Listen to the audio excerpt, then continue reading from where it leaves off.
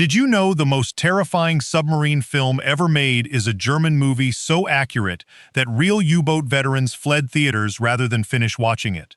Hollywood usually gets submarine warfare catastrophically wrong, but these 18 films captured something so suffocating and psychologically devastating that actual submariners refused to sit through them. This list separates cinematic fantasy from steel coffin reality, where death breathes down every man's neck 24 hours a day. Number 18. Morgenrot, 1933. The mother of all U-boat films emerged from the dying breaths of the Weimar Republic as Hitler's shadow lengthened over Germany. Morgenrot arrived in 1933, yet delivered something shockingly honest about naval warfare. Rudolf Forster commands his crew through the icy North Sea, while the film oscillates between heroic sacrifice and crushing reality. The UFA production showcases dashing officers and melancholic mates, but its true genius lies in the delicate mechanics of sinkings. The periscope sequences feel unnervingly authentic, and the tension before a depth charge attack is almost unbearable. What makes Morgenrot so devastating for real submariners is the prophetic accuracy of its dialogue. The sayings and situations on display became the blueprint for every subsequent submarine film. Veterans recognize their own experiences mirrored in this production. The claustrophobia of the metal tube and the desperate hope for survival are captured with uncomfortable intimacy. Gustav Ussicki directed with a documentary-style eye that feels almost uncomfortable in its honesty. The film shows men being crushed by forces beyond their control and predicts the horror of what submarine warfare would become. For actual U-boat crews, this was not entertainment. It was a warning from the past that proved tragically prescient. The black and white cinematography captures the grim reality of underwater combat without romantic distortion. The film's legacy looms large over every submarine movie that followed. Number 17. We Dive at Dawn, 1943. Britain struck back against Nazi Germany with this steel-fisted wartime production emerging from the very depths of World War II itself. The crew of the Sea Tiger set sail in 1942 with one mission: sink the German destroyer Brandenburg. What follows is a relentless hunt across the Baltic Sea, where the British submarine runs out of fuel and provisions. Director Anthony Asquith rejected Hollywood theatrics for something far more disturbing. His restrained staging without excited dramaturgy gives We Dive at Dawn an authentic atmosphere that still haunts viewers decades later. Real submariners find this film almost unwatchable because of its technical accuracy. The journey through a minefield, including a network blockage in the Baltic Sea, was depicted with breathtaking precision. The system of Royal Navy depot ships served as accommodation and coordination points just as the film shows. John Mills leads a cast that feels genuinely trapped inside their steel prison. The propaganda tones are soft, but the reality is harsh. Every man aboard knows death awaits at any moment. The depth charges rain down with terrifying regularity, and the tension never relents. We Dive at Dawn doesn't romanticize war. It presents the relentless fight of British sailors as grim necessity. Veterans watched this film and saw their own experiences reflected back at them with uncomfortable clarity. The fear in their eyes was not acting, but raw memory of sleepless nights and constant vigilance. Number 16. Destination Tokyo, 1943. Hollywood decided to weaponize submarine cinema when Destination Tokyo arrived, as wartime propaganda wrapped in Cary Grant's irresistible charisma. Captain Cassidy commands the USS Copperfin on a suicide mission into Tokyo Bay itself to gather priceless enemy intelligence for an airstrike. This fictional prologue to the real Doolittle raid captured America's fighting spirit. But what makes this film so devastating for actual submariners is its unflinching look at everyday life inside a metal tube. Warner Brothers romanticized the camaraderie of average Americans crammed together, yet beneath the patriotic veneer lurks something far more sinister. The constant danger and the cramped quarters create psychological strain that Grant's performance captures perfectly. His eyes betray the burden of leadership even as his words inspire confidence. Real submarine veterans watch Destination Tokyo and recognize their own struggles with the duty to maintain combat morale under impossible pressure. Hollywood's production code sanitized many elements, but couldn't fully hide the truth. The film delivers snapshots of drastic everyday submarine life, including the fear of Japanese depth charges and the crushing loneliness of underwater patrols. Delmer Daves, directed with intensity, still resonating across decades. This film proves that even propaganda can accidentally reveal uncomfortable truths about the human cost of war beneath the waves. The box office success masked a darker reality that veterans understood all too well. Number 15. Les Maudits, 1947. René Clement created the psychological thriller among submarine films when Les Maudits, or The Damned, began in the Oslo submarine station. The reality is far more disturbing. The submarine bunkers of Brest once housed the Kriegsmarine, but now they host desperate fanatics and opportunists. A German submarine leaves Norway shortly before war's end, carrying a divergent troop of women and men whose fates intertwine inside the steel confines of a U-boat. The retrospective of a French doctor frames this nightmare, and what follows is a masterpiece of psychological horror. The gloom of the opening sequence anticipates the soul cannibalism to come, as fanatics and opportunists jostle for survival, while victims and perpetrators become indistinguishable. Clement squeezes a heap of different fates into the submarine's confined spaces, and the result is claustrophobic brilliance. Real submariners find Les Maudits almost unbearable because of its emotional accuracy. The humiliation aboard ship and the desperate hope for salvation create an ever-present fear of murder. Clement captures the strange, surreal atmosphere of war's final days, and his camera refuses to look away from human degradation. The submarine becomes a floating prison, where redemption and damnation battle for supremacy. Henri Vidal leads a cast that embodies the moral decay of Nazi Germany's final acts. This film is for those brave enough to face the darkness within us all. The psychological intensity never relents. Number 14. Morning Departure, 1950. Britain confronted its wartime trauma with this suffocating post-war drama, where Morning Departure begins with an unsuspecting training trip. The crew of the British submarine Trojan has no idea their routine patrol will become their grave. An old water mine from World War II waits beneath the surface, and the explosion sends them crashing to the ocean floor. For the survivors, the boat threatens to become a steel underwater grave. Roy Ward Baker directs with stark realism that still shocks viewers. The sunken vehicle appears particularly puny in its mechanical coolness. There is no glamour here, and no heroic sacrifice. Just the grinding reality of being trapped beneath the waves. John Mills delivers a performance capturing the despair of desperate men. The British post-war drama reflects its time perfectly, as a deprived and restrained nation comes to terms with its losses. Real submariners find Morning Departure deeply unsettling because of its pessimistic tone. There are no enemies to fight and no adversary to defeat, just the crushing weight of the ocean and the slow suffocation of hope. The film shows the final moments of a crew that knows rescue is impossible. The diving rescuers can only watch as their comrades slip away. The mechanical coolness of the submarine becomes a coffin, and every pipe and valve represents a potential failure. This is not action cinema. It is tragedy, documented with clinical precision that refuses to offer comfort. Number 13. The Enemy Below, 1957. Kurt Jürgens and Robert Mitchum engaged in cinematic warfare that changed submarine cinema forever, with The Enemy Below. The film presents an almost hour-and-a-half exchange of blows between two sea dogs.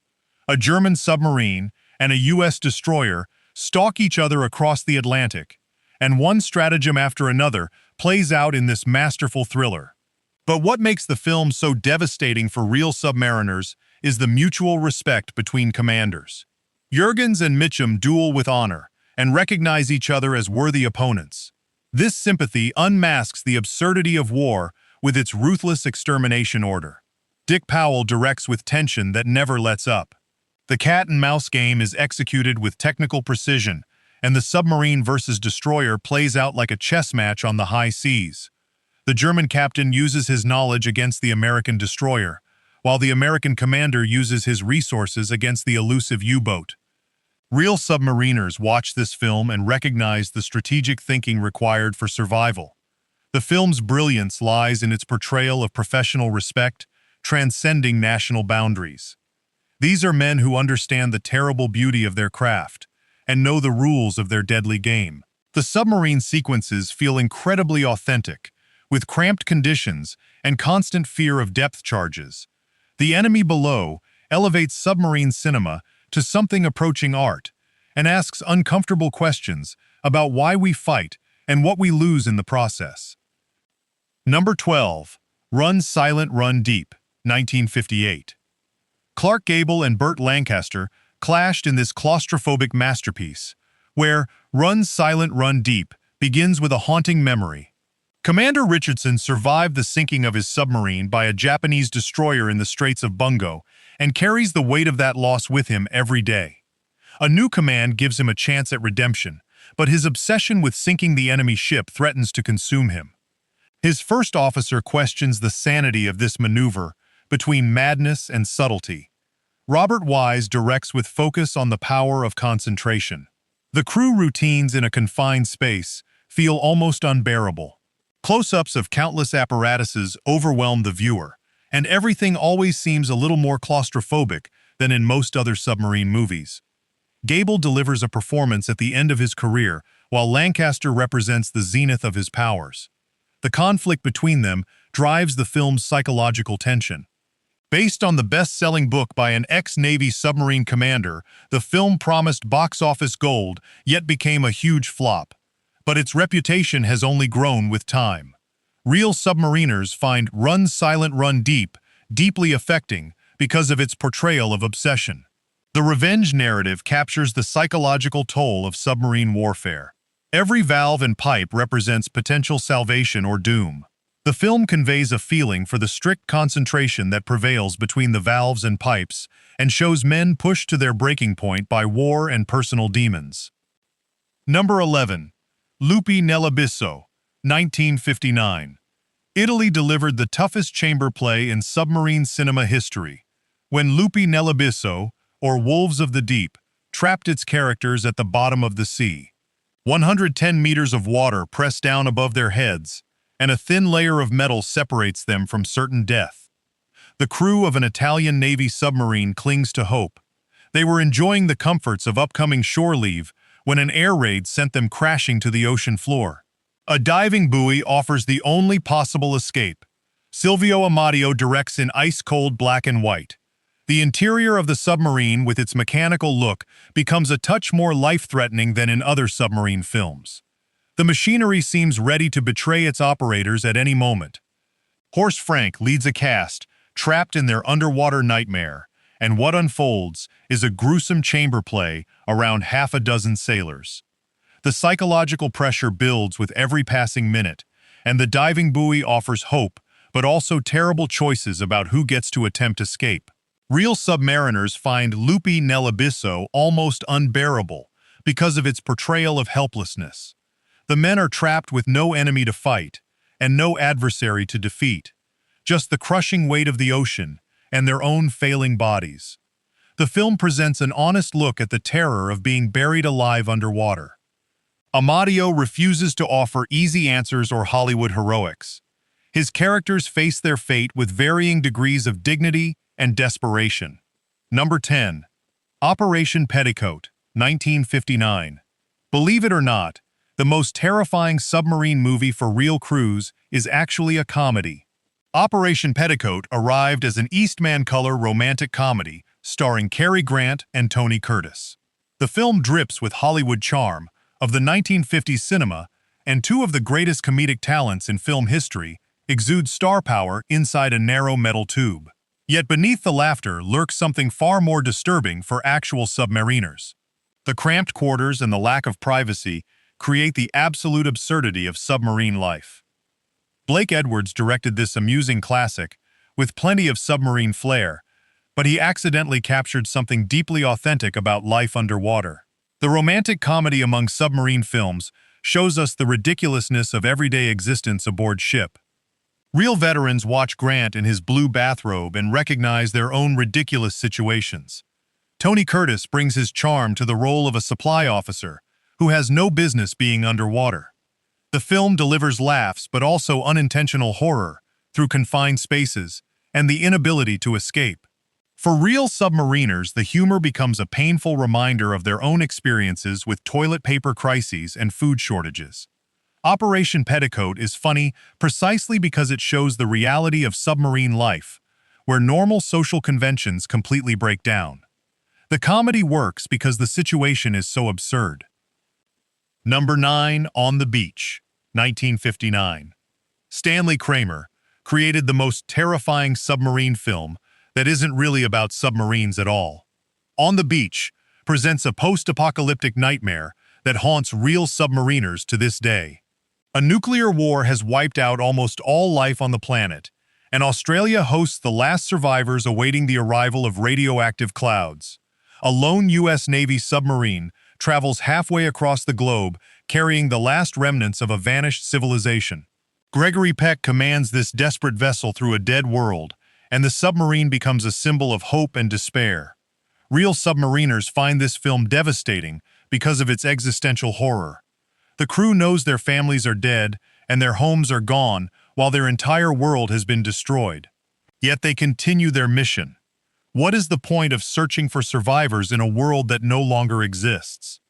Fred Astaire delivers his most powerful performance as a tragic nuclear scientist who utters the most chilling line in cinema history.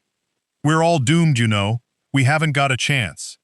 Ava Gardner and Anthony Perkins round out a cast haunted by the end of everything.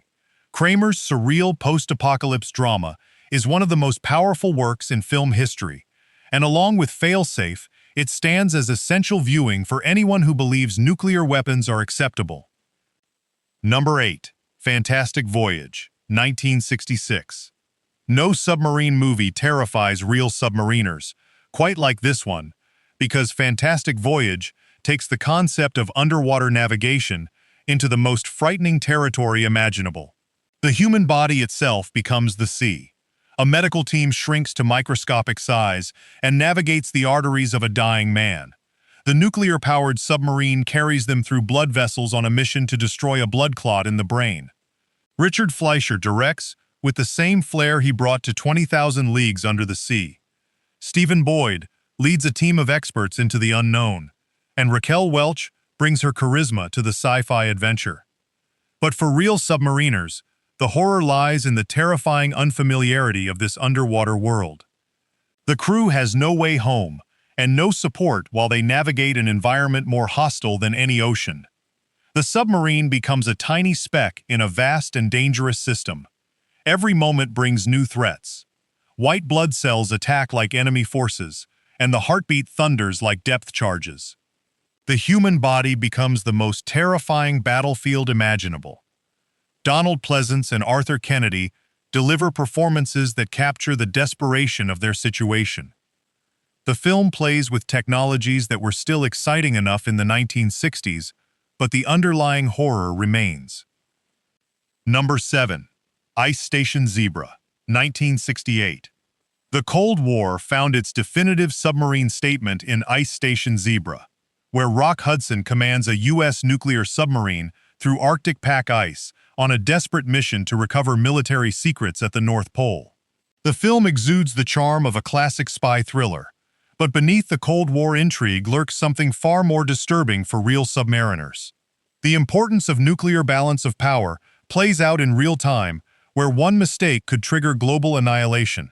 Ernest Borgnine brings his intensity to the supporting cast, and Patrick McGoohan delivers a performance that captures the paranoia of the era. The submarine itself becomes a symbol of the nuclear age, as a weapon that could destroy civilization and a vehicle that carries humanity's darkest potential. John Sturges directed with the same skill he brought to The Magnificent Seven, but Ice Station Zebra offers a claustrophobic thriller where the enemy is always present but never visible. The Soviets could attack at any moment, and the ice could crush the submarine while the technology could fail. Real submariners find this film terrifying because of its accuracy. The mission reflects the reality of Cold War submarine operations with constant vigilance and impossible pressure. The knowledge that your actions could trigger World War III haunts every scene. The film was produced at excessive costs that reflected its ambitions, and the submarine sequences were as realistic as possible. Ice Station Zebra anchored the nuclear submarine in cinema history as one of the most conspicuous representatio. Number 6. Komandir Shastlavoy Shachuki, 1973. The Soviet Union finally delivered its response to Western submarine cinema when Komandir Shastlavoy Shachuki, or the commander of the Lucky Pike, emerged from Mosfilm with elegiac melodies reminiscent of spaghetti westerns. A Soviet submarine dives through seemingly hopeless situations in the North Sea during World War II, while the German Navy prepares an attack on the Soviet naval port of Murmansk. The crew must stop them. But what makes this film so devastating for real submariners is its quiet observational style. Boris Volchek directs with a camera that closely watches the sailors at work. We look through the thicket of mechanical equipment and observe faces for a vague insight into the mood of people in a metal tube. Sometimes it seems like Das Boot, almost 10 years earlier. The stoic heroism of the Great Patriotic War wafts through the scenes, but beneath the patriotism lurks a Soviet misery. The sailors struggle with primitive equipment, and the constant fear of discovery haunts their every move. Pyotr Velyaminov leads a cast that captures the grim reality of Soviet submarine service, and Donatas Banyonis brings his intensity to the supporting role. The film feels authentic in a way that Western productions often miss, with clunky mechanics and brutal conditions. Number 5. Grey Lady Down, 1978. Hollywood's disaster film obsession finally reached the submarine genre when Grey Lady Down arrived at the perfect moment for maximum terror. Charlton Heston commands a U.S. Navy nuclear submarine that collides with a Norwegian cargo ship, and the impact sends them crashing to 440 meters below sea level. Being buried alive in the depths of the ocean is their worst nightmare, unable to ever return to the surface under their own power, and helpless against the crushing weight of the sea. David Carradine leads the rescue team facing impossible odds, and Stacy Keach and Ned Beatty round out a cast of desperate men. The film shows the horror of being trapped 440 meters below the surface, where every moment brings new threats. The hull groans under the pressure, and the oxygen slowly runs out while the crew faces their doom with varying degrees of courage and despair. Heston delivers a performance that captures the burden of command as he must make impossible choices about who lives and who dies. Grey Lady Down reflects the disaster film obsession of the 1970s, but the submarine represented something different. The danger was not outside, but inside, and the enemy was not a villain, but the ocean itself. For real submariners, this film is a terrifying reminder of what awaits them if something goes wrong. Number 4. U-571, 2000. Hollywood returned to the steel coffin nightmare with U-571, a World War II submarine thriller built almost entirely on panic, pressure, and impossible decisions. The story begins when a damaged German U-boat sends out a distress signal while carrying a priceless Enigma cipher machine. An American submarine crew is sent on a dangerous deception mission, disguised as Germans, to board the vessel and steal the device before the Nazis can recover it. But the plan collapses into chaos when their own submarine is destroyed, leaving the survivors trapped aboard a crippled enemy U-boat they barely know how to operate. Jonathan Mostow directs the film like a pressure chamber slowly losing oxygen. Matthew McConaughey plays Lieutenant Tyler, a man suddenly forced into command before he feels ready, while Bill Paxton and Harvey Keitel bring weight and grit to the doomed mission. What makes U-571 so tense for real submarine crews is not its controversial history, but its relentless feeling of mechanical helplessness. Every switch matters. Every sound could mean death. The men are surrounded by German machinery, enemy destroyers, depth charges, flooding compartments, and the terrifying knowledge that one wrong order can bury them alive. The film turns the submarine into a stolen tomb, where courage means learning fast or dying faster. It may take dramatic liberties, but as pure underwater suspense, U-571 delivers the kind of claustrophobic terror that makes even experienced crews grip the armrest. Number 3. The Hunt for Red October, 1990. Tom Clancy's submarine thriller arrived at the perfect historical moment when the hunt for Red October emerged as the Soviet Union crumbled into history. Sean Connery commands the technologically most modern nuclear submarine in the Soviet Navy, where the new Caterpillar drive makes this war machine almost invisible, and his mission is to defect. Alec Baldwin portrays CIA analyst Jack Ryan, who understands the truth before everyone else. But the U.S. Navy is ready to sink the phenomenal technical monstrum, and Ryan must stop them. John McTiernan directs with the same intensity he brought to Die Hard. The tension is relentless, and the stakes are existential. A nuclear submarine with weapons of mass destruction is heading for American waters, and the Cold War is about to turn hot. Real submariners find this film terrifying because of its technical accuracy. The Soviet submarine technology is depicted with stunning realism, and the underwater scenes are breathtaking, while the tension between the Soviet and American navies is palpable. Sam Neill brings his intensity to the role of the first officer, and James Earl Jones delivers his commanding presence as the American admiral. The cat-and-mouse game between submarines is executed with surgical precision. But what makes this film so devastating is its timing.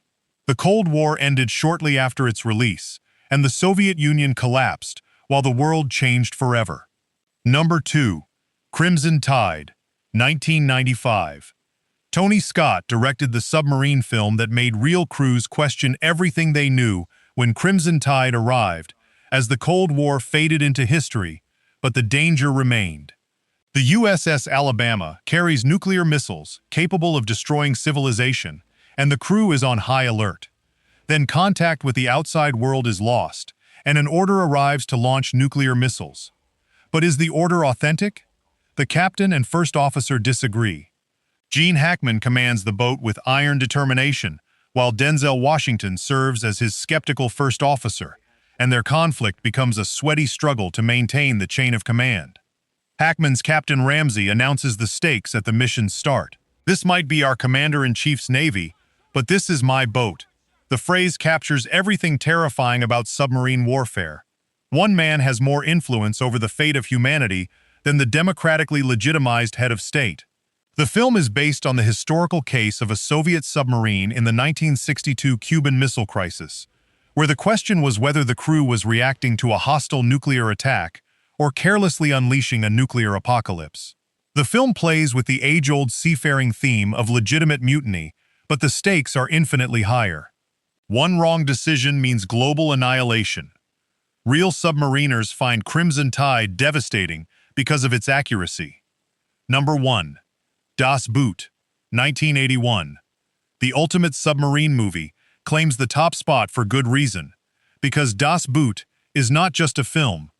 It is an experience and an endurance test while being a descent into the darkest depths of human endurance. Jürgen Prochnow's captain faces impossible choices every day, and the crew of U-96 confronts death with every patrol, while the Atlantic Ocean becomes their tomb and their battlefield.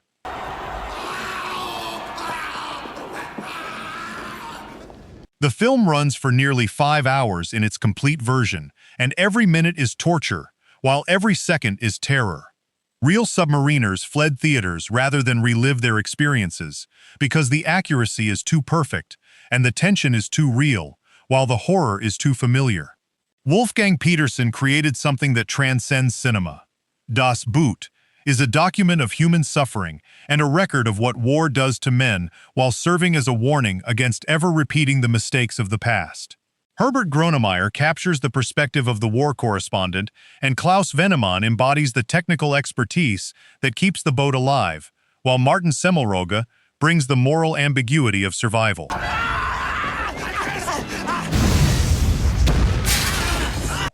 The film refuses to offer easy answers. There are no heroes, there are only survivors. And not all of them survive. The depth charge sequences are legendary, and the feeling of helplessness is overwhelming, while the claustrophobia is suffocating. Das Boot is the most effective anti-war film ever made because it shows the reality of naval warfare without glorification.